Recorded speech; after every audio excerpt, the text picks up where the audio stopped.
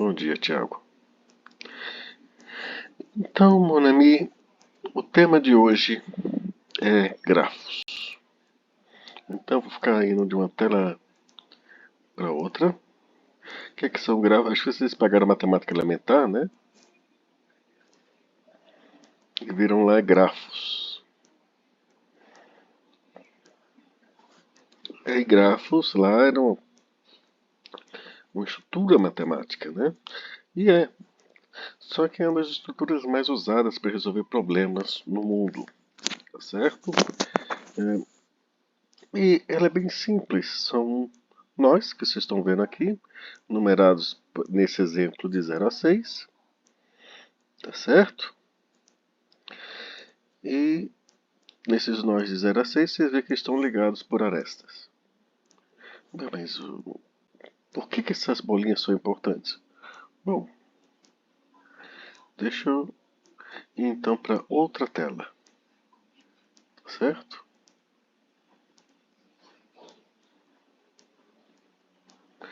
Vocês conhecem isso aqui? Alguém já reconhece? Ou consegue deduzir o que é? Tá escrito, né? Não precisa nem deduzir muito.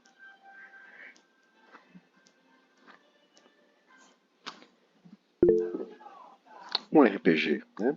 Um mapa de RPG, não é isso? Alguém já jogou ele? O Final Fantasy Tactics? Ou qualquer outro Final Fantasy? Sempre tem um mapinha que você pode navegar, não é? Hum,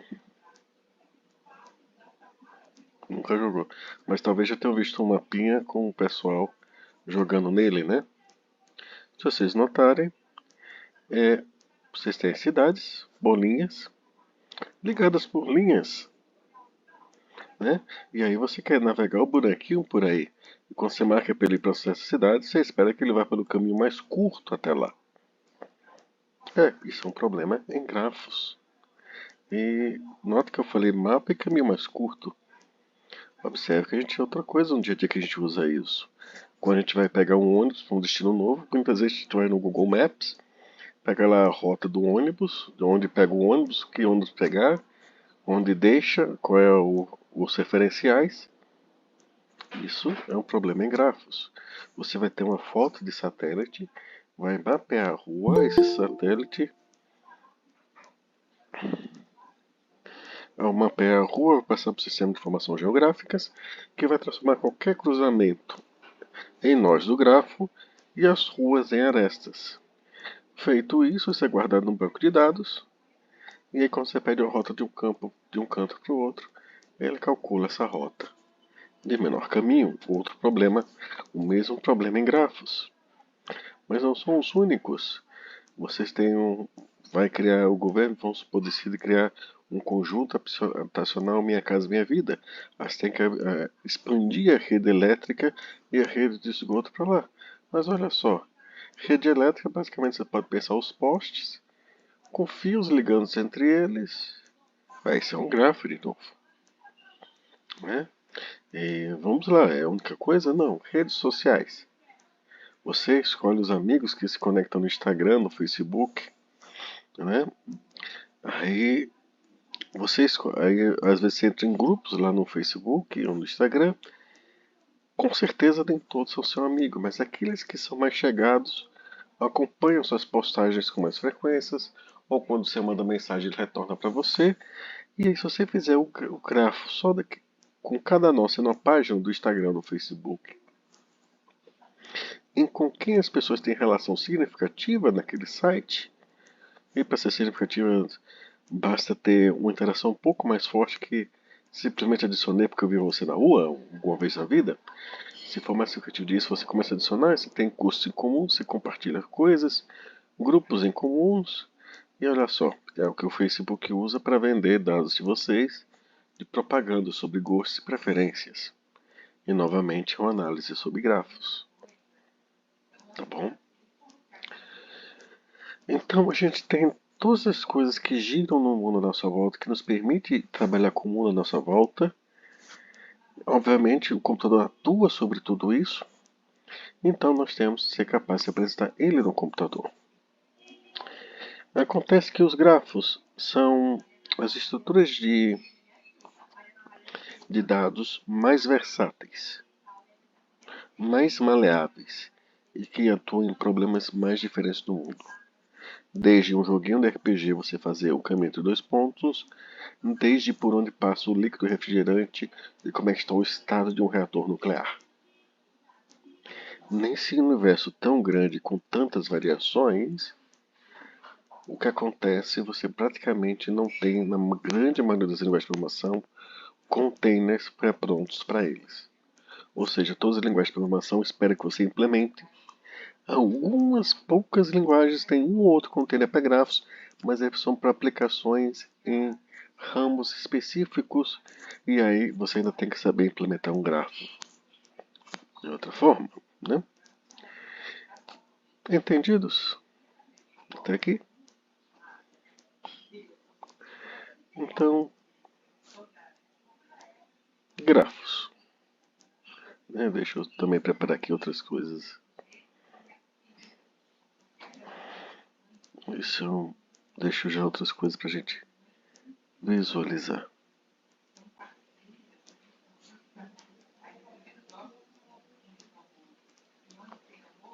Acho que é mesmo, né? Então esses grafos, né, são nós interconectados, tá bom? E eles têm que ser representados no computador, tá certo? Diferente das estruturas de dados em que a gente está, como é o caso da árvore ou da tabela hash, em que a gente quer, ou das listas em que a gente quer guardar dados da memória e recuperá-los rapidamente, e diferente da pilhas da fila que a gente quer facilitar um acesso dos dados de uma dada maneira, na forma de buffer, uma fila, ou na forma de pilha, o grafo, na verdade, está representando uma forma de resolver um problema. Então a gente não vai usar aquela estrutura de nó que a gente tinha de elo, em que ele tem um ponteiro para o próximo. Não, a gente temos, vamos dizer assim, 4 formas básicas de representar um grafo. Tá certo? Mas antes de eu falar disso, deixa eu falar dos tipos de grafos. Bom, vocês estão vendo esse grafo todo. Ele tem 7 nós. E 1, 2, 3, 4, 5, 6, 7, 8 arestas. Tá bom? E ele é um grafo que contém ciclos. O que, que são ciclos? Por exemplo, eu posso sair do 0, ir para o 1, ir para o 2 e de volta para o 0. Isso é um ciclo. Do mesmo jeito que 0, 1, 3, 4, 2, 0 é outro ciclo. Tá certo? Observe que eu posso fazer 0, 1, 2, 4, 3, 1, 2, 4, 3, 1, 0, 2, 1, 0. Observe que eu saí do 0 e voltei para o 0. Isso é um ciclo. Mas eu tenho muitas voltas desnecessárias para voltar ao meu ponto de partida. Não é isso? Até repetir várias vezes a mesma volta. Então, a gente diz que esse tipo de ciclo não é simples. O que seria um ciclo simples? 0, 1, 3, 4, 2, 0. Ou seja, não repetir ninguém enquanto fazia essa rota. Aliás, ciclos são interessantes que pode ser, por exemplo, um serviço de entrega. O caminhão vai sair, vai nos locais 1, 3, 4, 2 e depois retorna ao depósito. Tá? Observe que eu posso ter algo que a gente chama de caminho. 0, 1, 2, 4, isso é um caminho. Tá certo?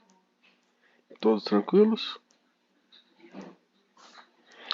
Bom, isso é um grafo com ciclos. Se vocês observarem, esse aqui é um outro grafo. No formato de árvore, não é uma árvore binária, mas é uma árvore. Como é que eu sei que é uma árvore? Observe, não tem ciclos. Tá certo? E se for uma árvore, eu posso escolher um nó, por exemplo, nó 0, e designá-lo como raiz da árvore, ou seja, como ponto de partida da árvore. Tá certo? Então, algumas vezes nós usamos árvores. As árvores podem ser binárias, mas podem não ser binárias. Podemos ter um grid. Você vê aqui. Esse aqui é baseado no movimento do cavalo de um jogo de xadrez, mas todos eles são grafos. Isso aqui, se vocês forem notar, a gente pode chamar ele de grafo bipartido. Por quê? Observe que eu posso separar em um conjunto de nós que não estão conectados entre si, ligados a um outro conjunto de nós, tá certo? Que não tem elos entre eles, mas estão conectados com o primeiro conjunto. Tranquilos?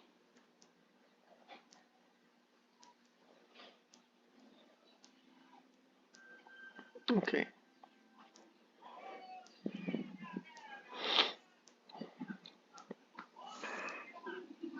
Como a gente vai representar isso no computador? Eu disse que temos três formas e as três formas estão aqui na tela para vocês. Quatro formas, perdão. Tem uma quarta que não está aqui na tela.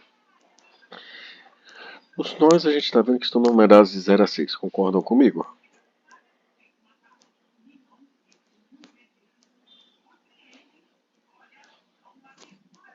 Ok. Observe na matriz adjacência. Na matriz adjacência, eu tenho lá 6, as linhas vão de 0 a 6 e as colunas de 0 a 6. Estão vendo? Observe, cada nó é basicamente um índice dessa matriz e ao mesmo tempo uma coluna dessa matriz. Então, se eu olho a linha 0, coluna que está com o rótulo de 1, eu vejo que tem um número 1 ali. Isso significa que o nó 0 está conectado ao nó 1. E do 0 eu saio e posso chegar ao 1. Do 0 eu posso chegar ao 2, mas eu não tenho conexões com o 0, com o 3, 4 e o 5 e o 6. O 1 eu posso ir para o 0, posso ir para o 2, posso ir para o 3. Entendidos? Como é que está funcionando aqui? Então, a forma de você guardar um grafo, nesse caso, é você ter uma estrutura de grafo em que ela é uma matriz. E ela guarda as coisas, tá bom? Bom, se vocês notarem, toda vez que eu tenho conexão eu tenho 1, e quando eu não tenho conexão eu tenho 0. Vocês estão notando quantos zeros eu tenho nessa matriz? O que é mais numeroso, o número de zeros ou o número de uns aqui? Zeros, concordam comigo, certo? Então o pessoal achou isso aí, olha, isso é um baita desperdício de memória. Então eles decidiram criar uma outra estrutura para melhorar isso aí. E qual é a outra estrutura? É listas de adjacência. Como assim? Para cada nó, como se tivesse um vetor de listas encadeadas, cada índice se refere a um nó. Por exemplo, ali, a lista encadeada de índice 0 tem os números 1 e 2 nela. Vocês observem que são exatamente as colunas da matriz de adjacência que tem 1 e 2. Então, ao invés de eu guardar a matriz de adjacência inteira, eu faço para cada índice uma lista encadeada e guardo nela as colunas, ou seja, os nós, com que aquele nó da lista está conectado. Por exemplo, na linha 3 da lista de adjacência, temos 1 e 4. Quer dizer que o nó 3 está conectado com 1 e com 4. Tranquilos?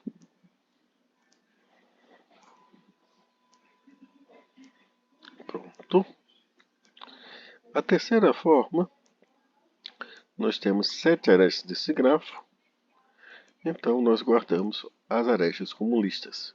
A aresta 0 é a aresta 01, a aresta 1 é a 02, a aresta 2, 1, 2 e assim por diante. Observe que a aresta é representada pelos dois nós que a compõem, tá?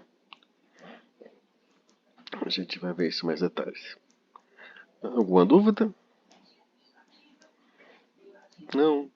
Então, antes de eu botar um bocado de algoritmos aqui, vamos passar pela parte de nomenclatura, um pouco burocrática, admito, mas é essencial para entender ou caminhar dentro do universo dos grafos, ou quando vocês forem abrir um livro para ler, saber o que está se falando. porque os termos técnicos que a gente usa relativos a grafos são universais. Tá? Então a gente vai passar definições, tipos, representações, a gente falou rapidamente, e talvez uma das partes, a representação, os algoritmos básicos, talvez sejam as partes que mais aterrorizem vocês, que mais preocupam você, porque é a parte que eu vou mais cobrar na prova. Mas fiquem tranquilos, acalmem os medos e terrores, que tudo aqui é fácil desde que se fale as dúvidas e se entenda como as coisas funcionam. Aqui está uma lista de livros de onde eu tirei essa aula. Vamos lá. Onde é usado para representar conexões de computadores e redes, localidades e mapas, malhas de transportes, inteligências artificiais, deep learning, redes neurais, modela as relações, redes sociais, OML. E, por definição, um grafo não direcionado ou simplesmente grafo é um conjunto de pontos com linhas conectando eles. Esses pontos, essas linhas podem ter algum significado, tá certo?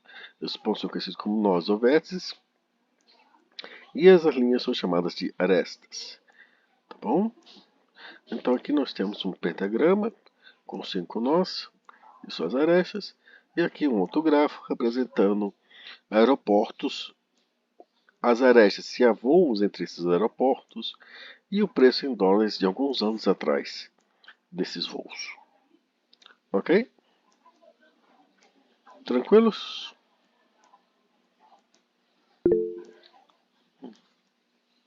Ok. Um grafo não direcionado, segundo esse grafo, é um conjunto de pontos, tá certo? Observe que a gente, nesse basicão, a gente só permite que uma aresta, somente uma aresta entre dois pontos, tá?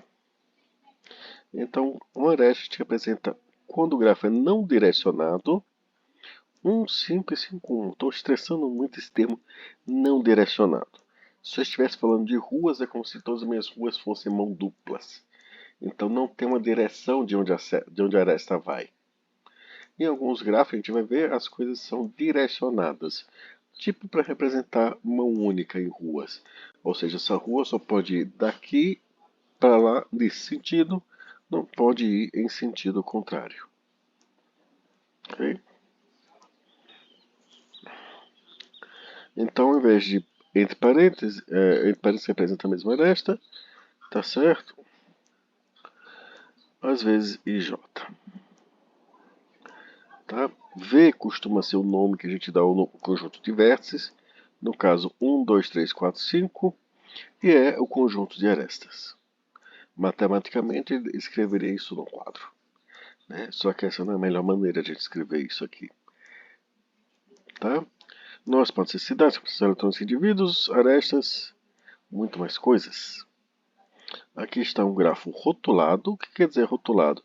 Observe, eu associei valores e grandezas às arestas e nomes e valores às nós. Então eu rotulei o meu grafo. Tá bom? O número diverso o pessoal chama de N de Natal, ou cardinalidade de V, e M de Maria, ou cardinalidade de E, para o número de arestas. Nesse caso, para esse pentagrama, N igual a 5, M igual a 5. Estão aqui as arestas e os nós. Tá? Em um grafo não direcionado, podemos ter, no máximo, N vezes N menos 1 as arestas. Que cargas dá? De onde é que vai essa forma matemática? Como o cara batizou isso aqui? Nossa Senhora! De onde nasceu essas coisas? Então, deixa eu botar aqui a gente para outra tela para a gente ver isso aqui.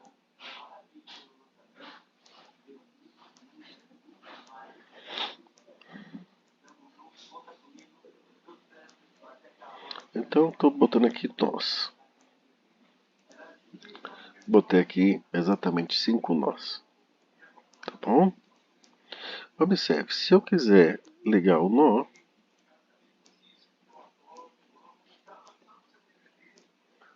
eu desenho aqui.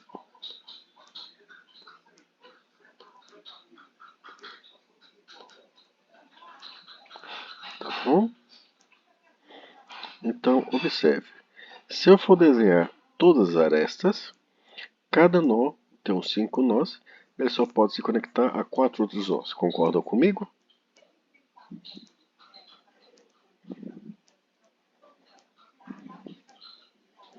Então, se n igual a 5, cada um dos nós pode se conectar com 4 outros nós. Observe que 4 é igual a n menos 1.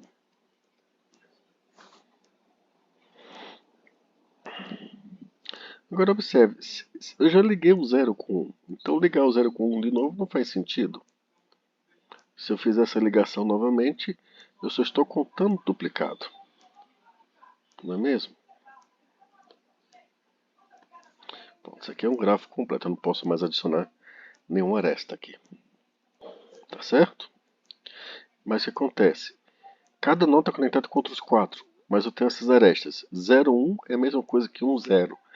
Então, quando eu faço simplesmente o produto de 5 vezes 4, eu vou estar contando cada aresta 2 vezes. Então, eu tenho que fazer, para corrigir esse erro, eu faço 5 vezes 4 e divido o resultado por 2. Observe que isso é equivalente a n vezes n menos 1, tudo isso dividido por 2. Entenderam? De onde veio a fórmula?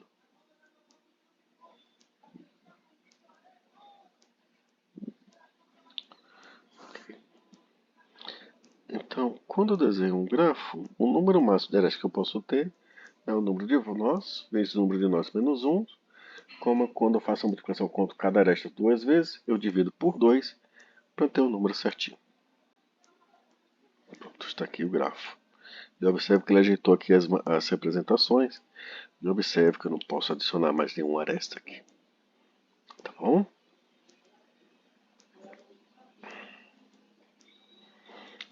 Isso seria um grafo completo.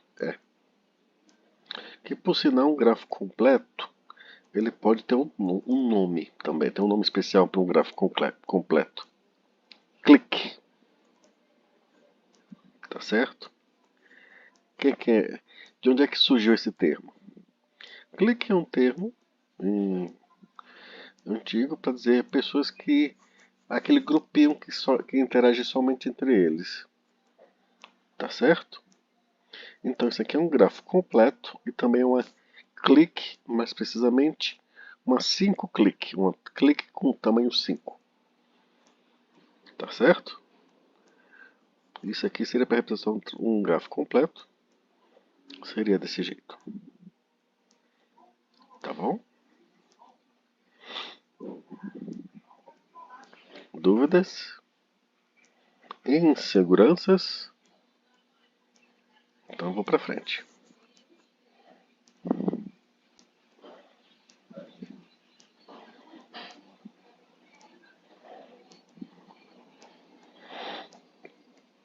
Tem duas definições aqui que elas são muito relativas à aplicação. Um grafo é dito denso se o número de arestas se aproxima desse máximo que a gente calculou agora. E é chamado de esparso se o número é bem inferior. Tá certo? Observe que ele não define um limite claro. Se tiver 70% do máximo, ele será denso. Se ele tiver no máximo 30% do máximo, ele não mais que 30% do máximo, ele será esparso. Não há definição, porque depende da aplicação. Para algumas aplicações, denso é, por exemplo, ter 90% de todas as arestas. Para outras aplicações, denso talvez seja 40% de todas as arestas, já seja chamado denso. Esparso talvez seja menos de 10%, menos de 30%. Então as coisas dependem, às vezes, da aplicação, do que dá mais trabalho do que facilita. Às vezes alguma coisa muito densa facilita, às vezes algo muito denso atrapalha, às vezes algo muito esparso facilita, às vezes algo muito esparso atrapalha. Então, a definição de espaço e denso é mais ou menos quando o número de arestas começa a atrapalhar a sua vida. E se quando aumenta a aresta, a gente chama de denso. Se é quando, se é quando esvazia a aresta, chama de espaço. 1 grau de um nó é o número de arestas que tocam o nó. Aqui, por exemplo, o 4, todos eles têm grau 2, tá certo? O que é um subgrafo? Pronto, aqui nós temos um grafo, 6 nós. Eu destaquei alguns nós em vermelho, estão vendo? O vermelho parece bem aí para vocês? Esses nós em vermelho, notem que eles fazem parte do grafo preto. É um subconjunto dele, de nós dele com as arestas. Então isso é um subgrafo. Entendidos? Ah, e é só esse subgrafo aqui? Não. Se você pegar qualquer subconjunto de nós, com arestas com algumas arestas que o interligam, ou todas as arestas que interligam eles no grafo original, você tem um subgrafo. Tá bom? Um caminho é uma sequência. Um caminho sempre que não repete tem um nó. Eu acho que eu toquei nisso no início da aula. Um grafo é conexo se cada 2 nós tem um caminho entre eles. Por exemplo, esse grafo aqui, ele é conexo. Você pode pegar qualquer par de nós que você consegue achar um caminho que os liga, que leve um para o outro. Observe que esse grafo aqui na esquerda é conexo. Observe que esse pentagrama à direita é conexo. Agora, curiosamente, eu posso ter um grafo que são esses 2 grafos ao mesmo tempo lá dentro. Ou seja, eu posso ter um grafo de 11 nós que são esses conjuntos.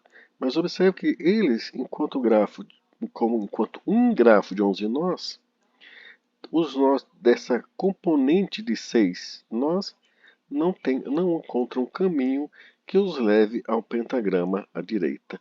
E o pentagrama à direita não encontra caminho que leve à componente 6 nós à esquerda.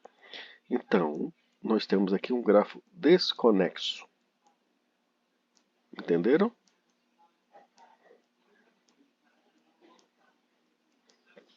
Obrigado, Maria Vitória. Tá? Um ciclo é um caminho na qual começa e termina no mesmo nó. Tá certo? E uma árvore é se o grafo é conexo e não contém ciclos. Professor, se o grafo é desconexo e não contém ciclos, se ele tiver mais de uma árvore dele, ele é uma floresta. Ou seja, para a matemática, 2 ou mais árvores são uma floresta. Tá certo? Mas se a gente só tem uma árvore e a gente escolhe uma raiz, um nó especial para nosso ponto de partida para explorar as informações dessa árvore, ou resolver nossos problemas dessa árvore, nós chamamos esse nó de raiz e de árvore de enraizada. Tá certo? Os nós de grão de árvore, com exceção da raiz, são chamados de folhas. Aqui nós temos grafos direcionados, tá vendo? Por que direcionados? Por exemplo, se alguém está no nó 5, ele pode ir para o 6 ou pode ir para o 4. Mas esse caminho que vai do 5 para o 6 não pode ser usado na volta do 6 para o 5. O 1 e o 2 estão ligados, do 1 eu chego no 2, do 2 eu chego no 1, mas observe que não é pela mesma aresta, tá bom? Aí quando as coisas têm direção nesse sentido, a gente pode chamar as arestas de arcos ou de flechas, tá bom? De onde sai o arco ou a flecha é chamado nó origem, onde chega nó destino, tá bom? Em um grafo direcionado, eu posso ter n vezes n menos 1 arcos. Ou seja, aquela divisão por 2 que eu contei 2 vezes, quando o grafo é direcionado, não existe contar 2 vezes. E esse é o total de arestas mesmo. Tá bom? Pronto. As formas de representar o grafo, nós temos matriz de incidência, matriz de adjacência e lista de adjacência. Matriz de incidência. Formalmente, uma matriz n por n, n número de vértices, m é número de arestas, onde cada linha está associada a um vértice e cada coluna a uma aresta. E as entradas, ou seja, os valores de cada dessa matriz vale menos 1. Observe que como eu tenho... Deixa eu aumentar um zoom aqui. Deixar isso bem explícito. Observe que como eu tenho as linhas vão ser associadas aos vértices e as colunas arestas. O vértice eu identifico por um único índice, o I. A aresta eu identifico pelos dois nós, o do ponto de partida, U, e o de chegada, V. A matriz vale, a entrada vale menos 1, se na linha I, U é o ponto de saída. E vale 1 se, em vez de ser o ponto de saída, ele é o ponto de chegada. Ah, mas ele não é nem ponto de saída nem ponto de chegada, ele não está nessa aresta. Então ele vale 0. Professor, eu não entendi o que você quis dizer com isso daqui. Tudo bem. Observe. Cada linha aqui está associada a um vértice. Essa é a matriz de incidência do grafo aqui, do pentagrama aqui do lado. Tá certo? Observe. O 1, tá certo? Ele sai do 1 e chega no 2, não é isso? Então eu digo, observe, 1, aresta 1, 2. 1 aparece aonde? No início, não é isso?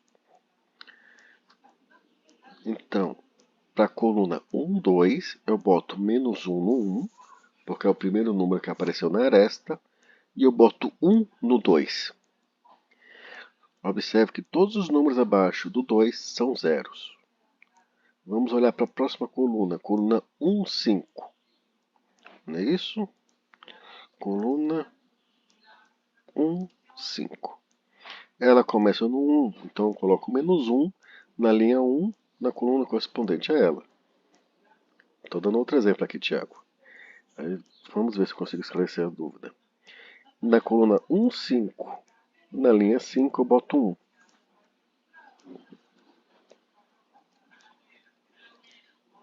Observe que nessa aresta não tem nenhum outro nó envolvido, além do 1 e do 5. Então, para essa coluna, as demais linhas que não é o 1 nem o 5 tem 0. Ficou claro agora?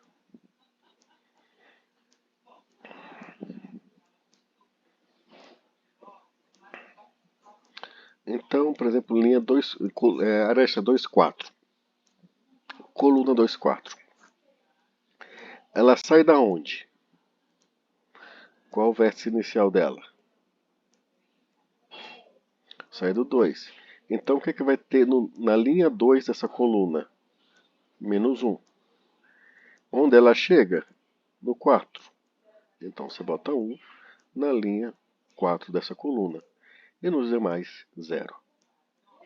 Entendidos? Sim. Essa forma de apresentar o grafo, vocês normalmente só vão ver ela se aqui no campus 4 de Rio Tietê não tem essa disciplina, mas se vocês forem numa especialização no mestrado, pagar uma programação conhecida como programação linear, a programação linear representa muitas vezes o grafo dessa forma e a permite resolver diversos problemas em grafos de forma eficientes. Fora da programação linear, a gente vai preferir ou a matriz de adjacência ou a lista de adjacência. A lista de adjacência é de longe a mais preferida, ou uma lista de arestas. Tá certo? Tudo vai depender do problema que nós vamos resolver. Mas na maioria das vezes a lista de adjacência é melhor. Matriz de incidência, normalmente quando a gente está lidando com problemas de transmissão de bens ou informações, aí a programação linear ou as técnicas de fluxo em rede são as mais adequadas, e essas técnicas elas aproveitam bem essa matriz, tá certo? Para resolver problemas. Ok? Vou passar para o próximo. Qualquer dúvida, levanta a mão aí e a gente responde. Tá? Matriz de adjacência. É a matriz n por n, ou seja, cada linha representa um vértice, cada coluna representa um vértice, tá? E a entrada vale 1 se a aresta IJ ou JI faz parte do grafo. Isso um grafo não direcionado. No grafo direcionado, se a entrada vale 1 se a aresta IJ faz parte do grafo.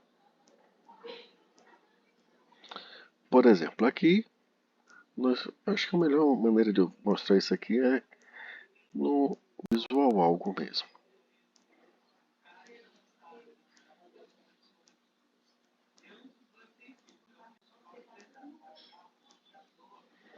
A matriz adjacência é essa matriz aqui que vocês estão vendo. Observe que esse grafo, o 0 está ligado a 1 ao 2. Então, na linha 0, coluna 1 tem 1. Na linha 0, coluna 2 tem 1. Nas demais colunas temos zeros. E isso vale para cada nó. Ou seja, de cada nó eu marco como 1 nas colunas que ele pode alcançar através das arestas. Ok?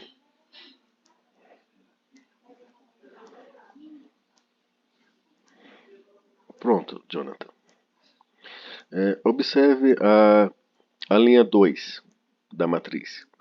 Dessa matriz mais à esquerda na tela. Ela representa o nó 2. O nó 2 está ligado com 3 nós, não é isso? Então você pode chegar, a partir do nó 2, você pode chegar em 3 cantos, concorda? Quais são esses cantos? O 0, o 1 e o 4. Então na linha 2, coluna 0 tem o 1. Na linha 2, coluna 1 tem o 1. E na linha 2, coluna 4 tem 1. As demais colunas dessa linha tem 0. Tá certo? Alguém não entendeu ainda? A gente esclarece. Então, essa é a matriz de adjacência. Para cada nó, você marca 1 dos vizinhos que ele consegue alcançar. Os demais nós que ele não consegue alcançar, 0. Tá bom? Obviamente, como eu comentei no início da aula, ela desperdiça muito espaço por causa da quantidade de zeros. Então, a gente costuma usar a lista de adjacência. Ou seja, em vez de eu ter uma matriz, eu tenho para cada nó uma lista com os nós que são vizinhos a eles. Por exemplo, o nó 0 só tem na lista de adjacência dele, que é uma lista encadeada, os nós 1 e 2. O 1 tem o 0, o 2 e o 3. O 6 só tem o 5, porque só se liga ao 5. Mas aí observe, agora eu não preciso guardar os zeros, então eu economizei espaço. Tá bom?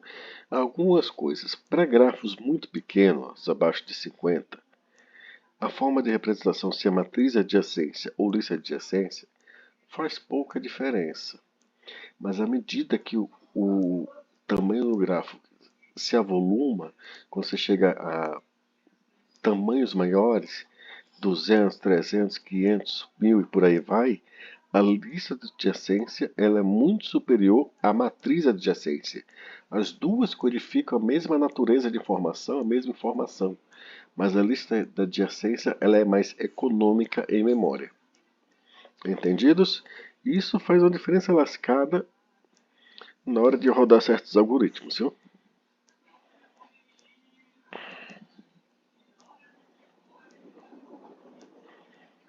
Ok?